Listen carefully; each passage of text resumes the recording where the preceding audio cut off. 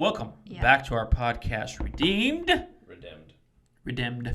Nice merch. Thank you. Love Shout out merch. Shout out merch. Shout out our merch team. I need to get a hat made with it on there too. You know what I'm saying? I'll get my secretary on that. Ashley. So we're gonna first test. Yeah, so we're gonna cover the second part of Esther today, which gets to the fun part, I think. Things get a little more interesting, that's for sure. And they're already pretty interesting. Yeah.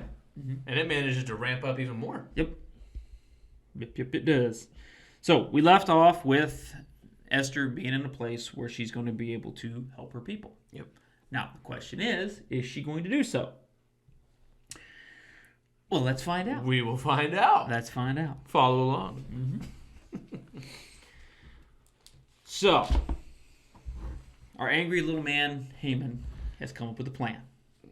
Yeah.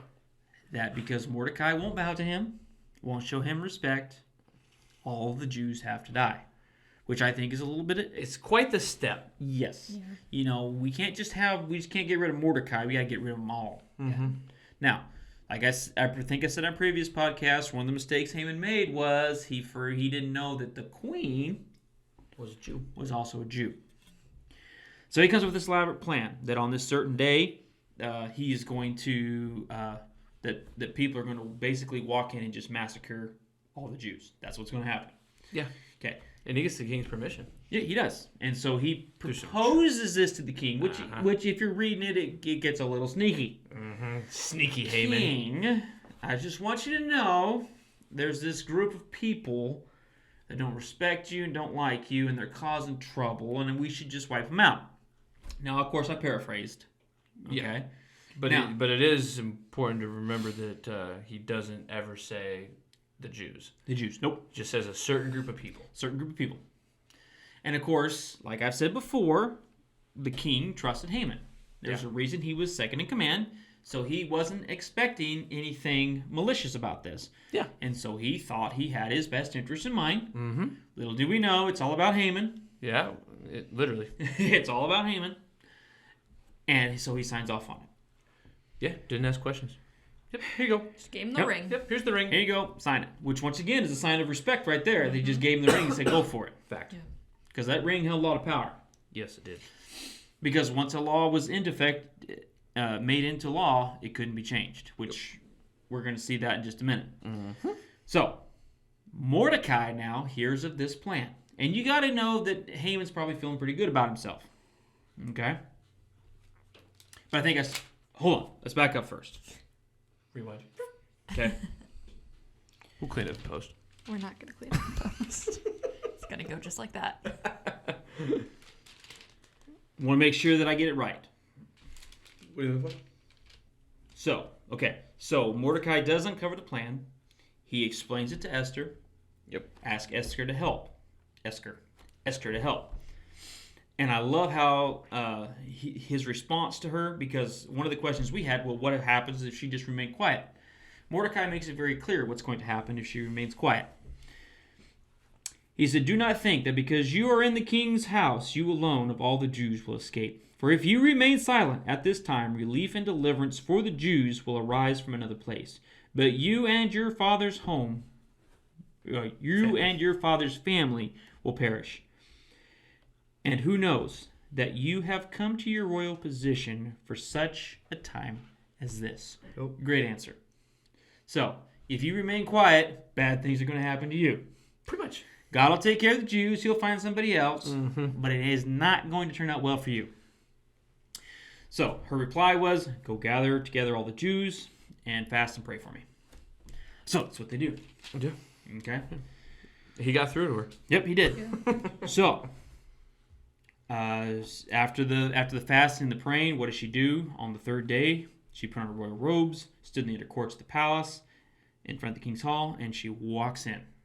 Now, a bold move. Don't quite understand just how bold a move that was. Exactly.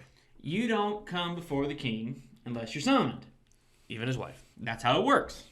Okay? If you are not summoned, you're kind of taking a gamble on it. You are rolling the dice. If he's in a bad mood, not going to go well. Mm-hmm. And basically it has to do with this golden scepter. I think if he, what was it? If he raised it or held it out to her, Yeah. then you were good. Yeah, if he held it out to her, because then you could touch it. Then you were good. You could touch it and you knew you were all right. You're going to live. Yep. But if he didn't do that, means your head was gone. You're not fast enough. Mm-hmm. See ya. Get to running. Uh-huh. So, she got herself all dolled up, looking her best, walks in to meet the king. Like I said, she wasn't summoned. Nope. She told Mordecai this. She says this doesn't turn out well if we do this. But she knew she didn't Haven't really you have a heard choice. that this is a bad idea? She understood though she understood that she needed to do this. So she does. And lo and behold, what? The king is glad to see her. All right? Yeah. And ask her what does she want. And what is her request? Odd request. But she invites him and Haman to a banquet Yeah. That she is prepared. that she's prepared. Tomorrow. King says, cool. Yep. We'll be there. I'll bring Haman with me. Yeah. All right? Bring Haman at once. Now, during that point, they kind of take a little detour here, but I think it's important to kind of add in because it kind of rubs dirt in the wound between Mordecai and Haman. So, king can't sleep one night. He needs something to read. So what do they bring? They bring these archives, these annuals of all the stuff people have done for him. And he comes across this incident that I almost skipped over previously about Mordecai uncovering a conspiracy to end the king's life. Kill the king. And in the process, they were able to eliminate those people, and the king lived. He did not honor Mordecai for that. Yeah. And he felt bad. Felt like he needed to do that. So, who does he call in? He calls in Haman. I love this part. And begins to lay out the problem here, what he's got. But he doesn't tell him it's Mordecai. Yeah, this is all in chapter 6, by the way. Yep. And he just wants to honor this guy. And he says, so how would you go about doing it? Well, of course, what does Haman think? Hold on, this one's awesome. It's Gotta be me. gosh, what is exactly? He's gotta be talking about me. It's verse 6. Now Haman thought to himself, "Who is there that the king would rather honor than me?" So then he lays out this whole plan. There's literally no one else. Haman wasn't self-centered at all. It's only me that is doing a good job. Exactly. And I'm doing awesome. Yeah. And so Haman gives him all these crushing it. wonderful ideas of how to honor himself. Yeah, Haman literally laid out his perfect birthday party. Yeah. And then Mordecai got it. And then the king goes, good idea, give it to Mordecai. Go get Mordecai. That's awesome. Do all of that, but not for you. I love the idea. I wonder if he stood there for a second like they do in the movies, like, Dang it. ha! You mean me? You're pulling a trick. You're being funny now, aren't you? I think the king just said, hey, I like all that, do it for Mordecai, and these turned around and left. Yeah. Went back to sleep. And I think he just left Haman there going, That's another one. Just happened. I want to see that image Yeah. when I get to heaven. Yeah. I want to Play that back. I want to see the face. Play that conversation back. Uh-huh. Let's run that one back. Yeah. Put the VCR in. yeah. It's not a VCR. There's no way it's a VCR. It'd be so cool if it was though. Just this ginormous area with VHS tapes. Or have you seen those machines where they used to look at the old newspapers? Where it had the two Oh, a mouths where you- microfiche? Uh-huh. Yeah. That's kind of a... Yeah. Oh, passed it. It could be. It's not. You don't know. And so anyway, then of course, because the king has told him to do this, what does Haman have to do? He has to do this so he honors Mordecai. And it darn near kills him. I mean, it just darn near kills him. I imagine him walking back home with like his head hung in shame. That's what it says. His Yeah. head hung in grief. In grief. Mm-hmm. Tells his wife all about it. Yeah. And of course, she's a good influence on him too if you read about Mordecai's wife. She gives him all kinds of good ideas. Yeah. Okay. So a little side note there on what happened there. Once again, you can see this rage and this hate building up against Mordecai. And Mordecai really hasn't done anything other than not bow down. You know what I'm saying? I mean, that's it. Listen, that really is not... Yeah. Haman really can't get over that. No, he can't. If he just could have let that go, Yeah. He'd been fine. Different story. yeah, But he didn't. just been like, yeah, you're right. I'm not the king. Good call. Yeah. But no. And so we have the Queen's Banquet. Okay, that's what I got going on. Who shows up? King and and Haman. And Haman's feeling pretty good about himself because he got invited to this banquet with just him, the king, and the queen. Yep. He feels like, once again, he's being pretty honored. Mm-hmm.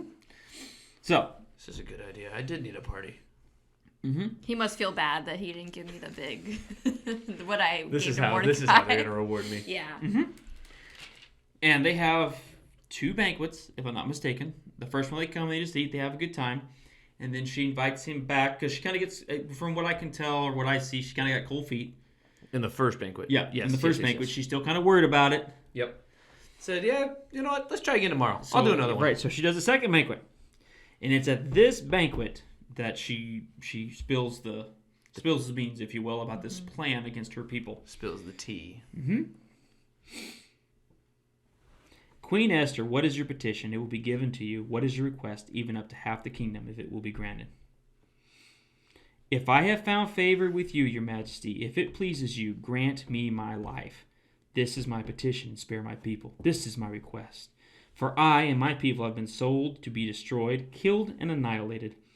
If we had merely been sold as male and female slaves, I would have kept quiet, because no such distress would justify disturbing the king. That's quite a bit of respect right there. Yeah.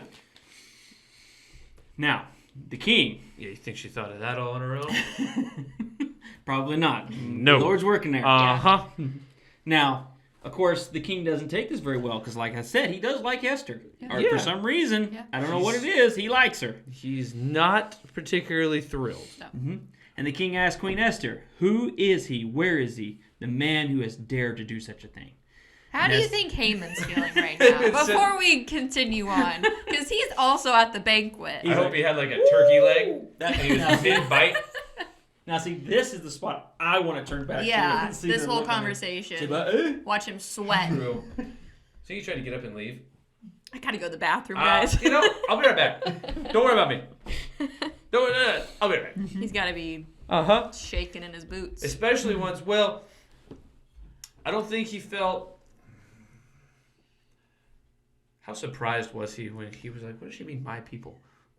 Oh, yeah. Oh, crap, she's a Jew. Yeah. He had no idea. That would have been good information Uh-huh. to know. He's Yeah. like, what does she mean, my people? Yeah. Nobody told me that. Does she know it was me? Uh-huh. She doesn't know, right? Yeah. She just knows somebody. And you know he's going, was somebody doing a background check on him? Yeah. Show me this. Uh-huh. Yeah.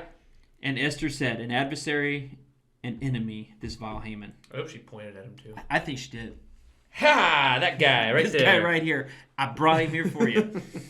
Then Haman was terrified before the king and queen. The king got up in a rage, left his wine, and went into the palace gardens. And you know Haman was really scared right then. You know what I'm saying? Yeah, it says Because he you- may have been second in command, but he Yeah. wasn't the king. When it says right here, he said, realizing the king had already decided his fate, he stayed behind to beg Esther for his life. Mm-hmm. Nah, man.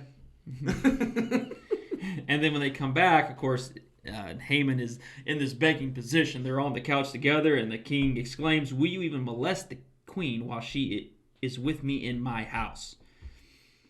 You're just not doing well, Haman. Things are falling apart rather fast. You hate to see it. Yep. And then this is good too. So one of the eunuchs that was attending the king said, hey, there's this pole that's been set up. 50 cubits. It stands by Haman's house, matter of fact. It was set up for this guy named Mordecai, who spoke up to help the king. So this is getting better. You know what I'm they're saying? piling on. Yeah.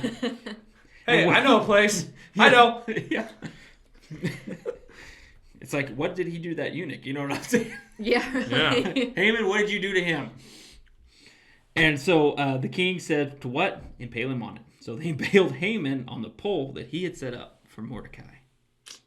Then the king's fury subsided. Felt better. Yeah, The day. instant gratification. Yeah. All right. Back to dinner. Yeah. Think dinner's cold? Problem taken care of. But unfortunately, the problem wasn't exactly taken care of because he had signed this whatever edict into law. So it was going to happen whether he wanted it to or not. You can't reverse the law once it's been made. That seems silly. It is. Even the king couldn't reverse it. But Which seems silly. it does. So what does he do? He makes another one. Another edict, another law that says what? The Jews could stand up for themselves and to fight. and if anybody came at them, they had the king's permission to fight back and to kill them, to defend their own. And that's kind of what happened. Yeah. And in the end, because Esther had the boldness to talk to the king, she saved all her people's life. Yeah. She was able to thwart the plan of Haman and was able to get justice for her people. Now, what is the lesson I want to pull from that? Like I said, it is a great story. There are so many aspects of it, so many cool little things. Just the commentary, or just the back and forth. Yeah, the back and forth, the dialogue they have between each other is just fantastic. I just like it. You know, you have Haman who's scared to death. You've got the king who's mad. You know, and it's fantastic. You almost get this sense of being there. You know what I'm saying? From what I know about Xerxes, he was a large man. Was he? The little bit that I know about Xerxes. I said little bit. He's tall though, right? Tall. Yeah. Tall guy. And listen, it sounds like Haman might have been a little guy. That's what it says. I mean, that's what it seems like. Sounds what it says. It does what it seems like. It does not say that. It does not say that. I meant seem. Sorry. Okay. It's what it seems like is that he's this little man. He's thinking VeggieTales. VeggieTales. He's the little guy in VeggieTales.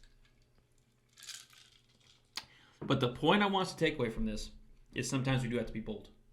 Yep. I don't believe that Esther ever wanted to be in that position. No. To have to bring this request before the king. I can pretty much guarantee she didn't want to be in that position. She did it anyway. She knew that it was something that the Lord was asking her to do. And I'm not even really sure she knew it was the Lord. But I just can see God working in the background, saying, you know, pushing her to do this. Because he didn't want his people wiped out. Yeah. It was not the time for that to happen, and so he wasn't going to let that happen. And I just love that. But she did it. Yeah. She stepped up to the plate, and she did what was required, even if it meant that the king could have killed her that very moment she entered into his talk about out of your comfort zone. Yep. Yeah. And I think the boldness that she had is a lesson for us as well. Because sometimes I think that we miss these moments because we won't step up to the plate or show the boldness we need to say when something is wrong. Right. Especially from the aspect of if it's something God has wanted us to share. And I'm kind of pushing that a little bit because that's not. I don't see that happening here, but she just needed to protect her people. The kind of things I'm talking about is sometimes God wants us to be bold to share the gospel and things in certain scenarios. Does that make sense? And it takes boldness to do that. And God puts us in place, like we talked about in the previous ones, so that we can do that. We need to make sure that when we're ready, or not, when He's ready for us to do that, get right. Don't wait when till He is ready, that we step forward and we show that boldness and we share the gospel, or we do what it is that He's asked us to do. Yes. All right. Absolutely.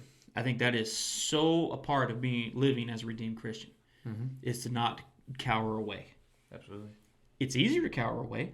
It's easier to hide, but sometimes we have to say the things that need to be said. Yeah. Absolutely.